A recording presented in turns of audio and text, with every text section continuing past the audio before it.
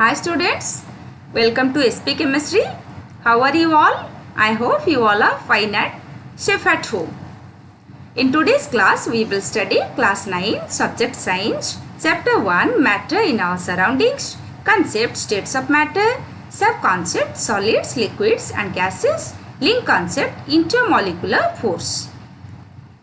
So dear students, in my previous session already I have discussed physical nature of matter and characteristics of particles of matter, and if you have not watched that video, link is given in the description box. You can check it out. For today's session, contents are states of matter, properties of matter, properties of solids, liquids and gas, and at the end of this session we will discuss some evaluative questions and answers. Expected learning outcomes: at the end of this session you will be able to know different states of matter and state the properties of different states of matter, that is solid, liquid and gas. Let us start states of matter. As we know, matters exist in three different states. They are solid, liquid and gas. These states of matter arise due to the variation in the characteristics of the particles of matter. So let us discuss in detail properties of matter. First one, solid. Let us discuss in solids. They have definite shape, that means fixed shape, and fixed volume, and also distinct boundaries, right? Distinct boundaries.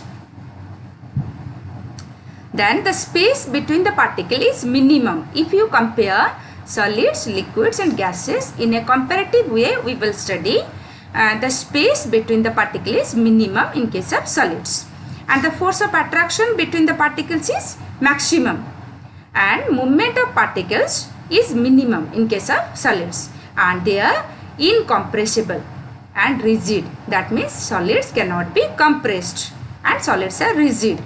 And the rate of diffusion is least in, if you compare liquids and gas, the rate of diffusion is minimum, least in case of solids. So these are properties of solids. So let us discuss liquids, properties of liquids. So properties of liquids: liquids have no fixed shape but fixed volume, and they take up the shape of the container in which they are kept. And liquids flow and change shape, so they are not rigid and can be called as fluid, right? And next property of liquid: the space between the particles is more than in solids. If you compare solids, the space is more, right? That means it is intermediate between solids and gas. The space between the particles is intermediate. And the next, force of attraction between the particles is less than solids, that is also intermediate. And movement of particle is that is also intermediate, that means it is more than solid and less than gas. And they are, so liquids are less compressible. If you compare, it is less compressible than gas. And then the rate of diffusion is more than that of solids, right? Then gas property. Let us discuss properties of gas. They do not have fixed shape, no fixed volume, right? And gases also occupy the whole space of the container, right?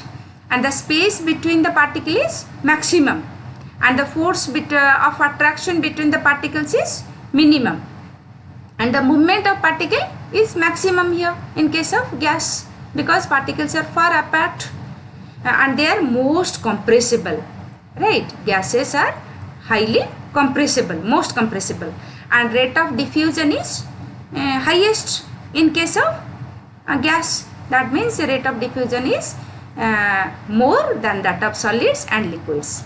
So rate of diffusion is highest in gas, and gas is not rigid. So these are properties of matter. So properties of matter, all these are discussed.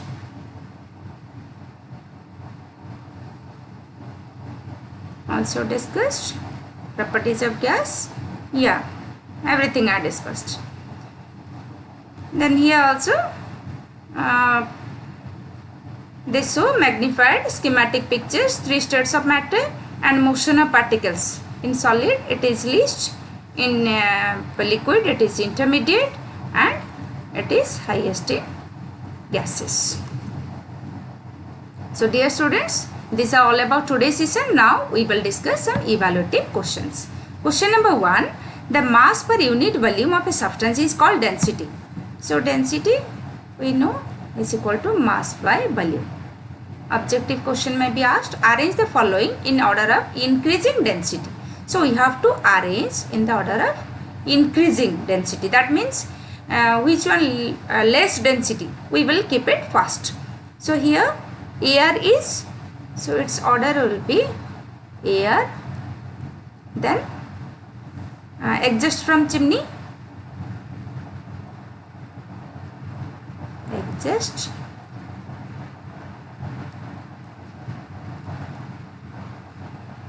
chimneys, then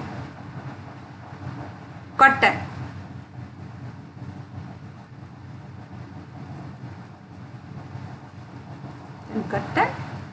then water, right, then honey,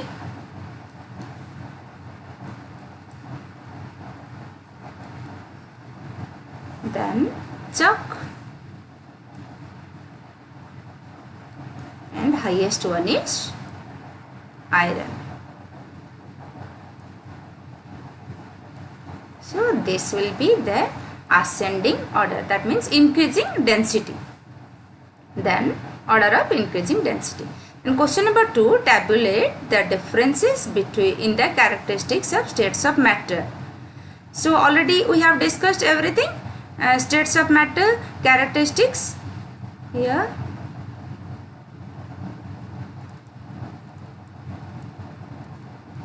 we will tabulate in this way: solids, then liquid and gas. Then here shape, you will write shape, then solids fixed shape, here no fixed shape, no fixed shape gases. And then next one volume, solids fixed volume, liquid also fixed volume, but gases no fixed volume,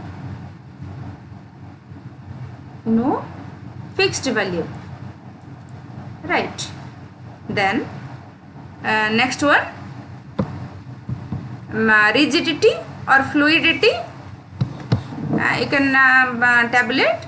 Here solids are rigid and cannot flow, liquids can flow, they are not rigid, and gases also they can flow and they are not rigid.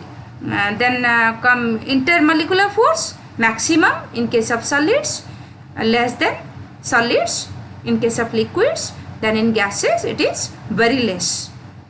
And then intermolecular space in case of solids it is very less, matter in case of liquids more than that of solids, and in case of gas that is maximum intermolecular space. And compressibility, here solids they are least compressible, that means very negligible compressibility, and liquids they are compressible, but gases they are highly compressible.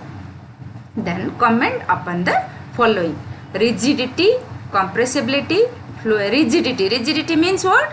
The tendency of a substance to retain or maintain their shape when subjected to outside force. The next one, compressibility. The matter has intermolecular space. The external force applied on the matter can bring the particles very closer. So that property is called compressibility. And gases and liquids are compressible. And then fluidity. The tendency of particles to flow is called fluidity, and liquids and gases flow. Then filling a gas container. That means gases have particles which vibrate randomly in all the direction. So the gas can fill the container. The next one, shape. Solids have maximum intermolecular force, so and definite shape, but liquids and gases, they take the shape of a container. Then kinetic energy, the energy possessed by particles due to the motion is called kinetic energy, and molecules of gases vibrate randomly as they have maximum kinetic energy. Then density of question number 1 we discussed. Density is mass per unit volume, and solids have highest density. The next question, give reasons. Question number 3, first bit, a gas fills completely the vessel in which it is kept. That means the molecules of gas have high kinetic energy, due to which they keep moving in all directions, and hence they fill the vessel completely in which they are kept. The next question, a gas exerts pressure on the walls of the container. A gas exerts pressure on the walls of the container because the molecules of gas are in constant random motion due to high kinetic energy, and these molecules constantly vibrate, move and hit the walls of the container, thereby exerting pressure on it. The next question, a wooden table should be called a solid. Why? Because the molecules or particles of wooden table are tightly packed, very closely packed with each other. There is no intermolecular space, and it cannot be compressed, it cannot flow, right? So it should be called a solid. Then we can easily move our hand in air, but to do the same through a solid block of wood we need a karate expert. It is because the molecules of air has less force of attraction between them, and a very small external force can separate them and pass through it. But in case of solids, the intermolecular force is maximum, so the particles are tightly bound due to this force of attraction, and hence large amount of external force is to be applied to pass through the solid. The last question, liquids generally have lower density as compared to solids, but you must have observed that ice floats on water. Find out why. Why? Because ice is a solid, but its density is lower than that of water due to its structure. The molecules in ice make a cage-like structure. In ice, it is cage-like structure, right? Which with lot of vacant space. This makes ice float on water. That means density is mass by volume. If vacant space, that volume will be higher, so density it becomes lower. So ice floats on water. So are you clear? So dear students, next class, these are all about today's session. These are answers to all the questions. You can note it down in your copy.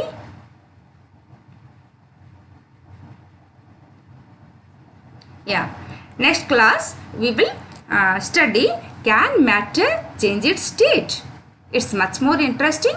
So let us discuss in next session. So thank you all. Till then, bye bye.